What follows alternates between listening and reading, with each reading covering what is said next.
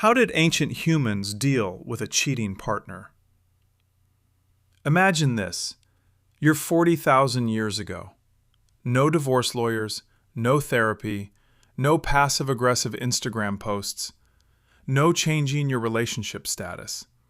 Just you, a cave, a fire, and the slow creeping realization that the person you brought meat to, the person you carried a shell across an entire continent for, has been spending a suspicious amount of time with someone else. So what do you do? What did ancient humans actually do when their partner cheated?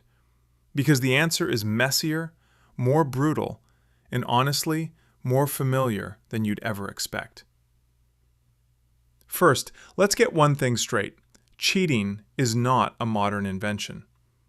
Scientists used to assume ancient humans were mostly promiscuous, just bouncing between partners with no real attachment. But we already know that's wrong. Ancient humans formed pair bonds. They chose each other. They stayed.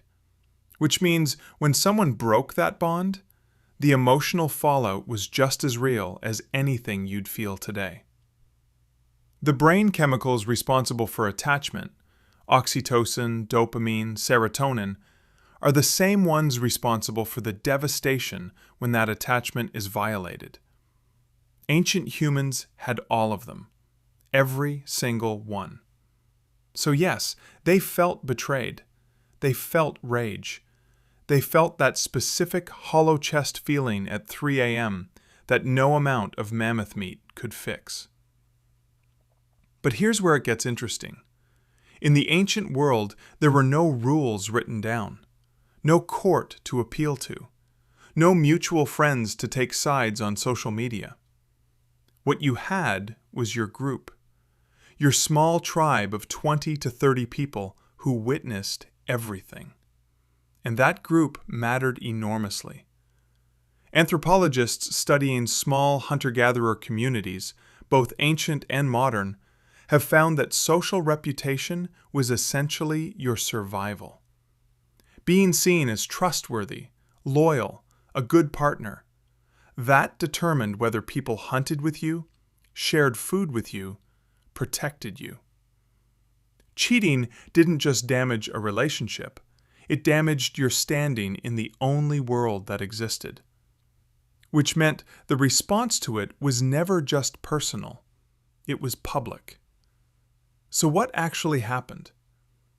In many ancient and indigenous communities studied by anthropologists, the most common response to infidelity was immediate and visible confrontation.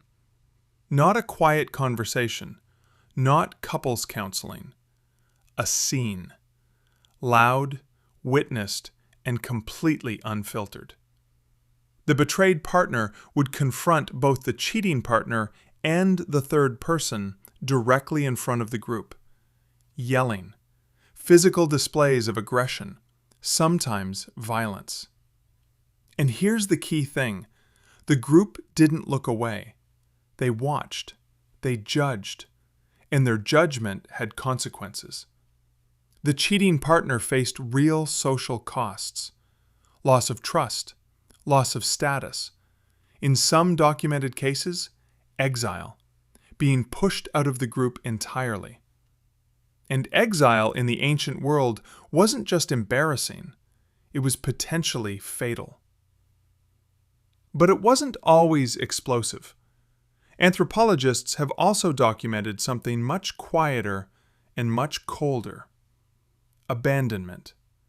The betrayed partner simply leaving, taking their skills, their knowledge, their labor, and attaching themselves to a different person or a different group entirely.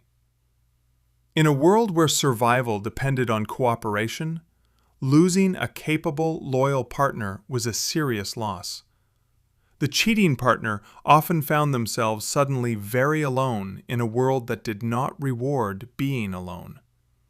The betrayed partner essentially said, without a single word, "You are no longer worth my survival investment." And that landed harder than any argument. What about the partner who cheated? Here's the uncomfortable truth. It happened for the same reasons it happens now. Opportunity, dissatisfaction, the pull of someone new, the same dopamine surge, the same terrible decision-making. Ancient human brains were not moral supercomputers. They were impulsive, feeling, contradictory, exactly like ours. The difference was consequence. Every choice in the ancient world had a weight attached to it that most of us will never fully understand.